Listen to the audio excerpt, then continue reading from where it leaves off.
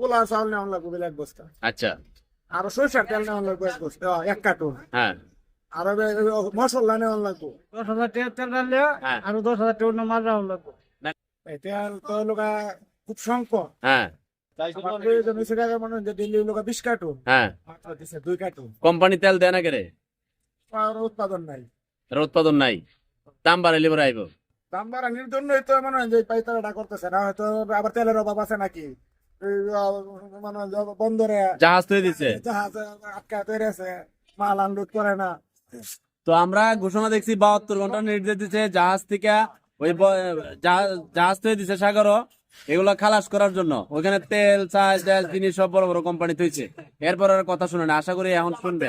হ্যাঁ ওইটাকে ওই পাওয়া যায়, ওই যে তেলের কালি নাকি, তেলের এক খালি কোনো তেল নাই, পুরাই এই যে কালি, এইবারে দোয়ান পোড়াটা কালি তেলের এনে অন্য শস্য মস্য তৈরি দিছে।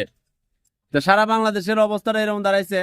আবার ব্যবসায়ীরা আরেকটা শর্ত দেয় ডিলাররা, কয় হ্যাঁ হ্যাঁ তেলের সাথে আরো কি করছে জানেন? হ্যাঁ বলেন। পোলা চাউল নেওয়া লাগবে এক বস্তা, আচ্ছা।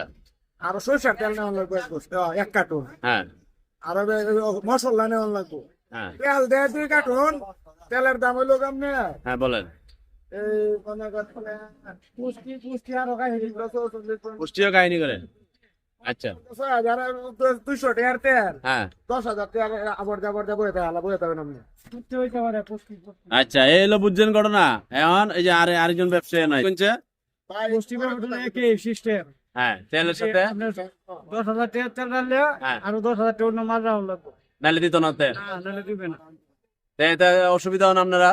আমরা 10,000 তো ফাইনে পড়ে রাখি না, বেশি না। কাস্টমার তো তেলের সাথে আর অন্য তো দেওয়া জানা, না না দিলে পরে মায়ের হয়ে যাবো। না না, কাস্টমার তো বাইরে করবে। হ্যাঁ এই যে অবস্থা, এনে দুইজন ব্যবসায়ী, দুইজনের অভিযোগ তো শুনলেন। আর কাস্টমার আইসা এখন কি দরবার, তো তেলের সিন্ডিকেট যদি এখন ভাঙতে না পারেন, তে কবে ভাঙবেন? আর বড় বড় শিল্পপতি, ও আই লাভ ইউ, তোমরা মরলে কি তোমরা টিয়া পয়সা সব লই যাবা? জাহাজ তো দিছে এন মাসে কয় টিয়া? তোমরা তো 3 বেলা খাইতে পারো না মনে হয়।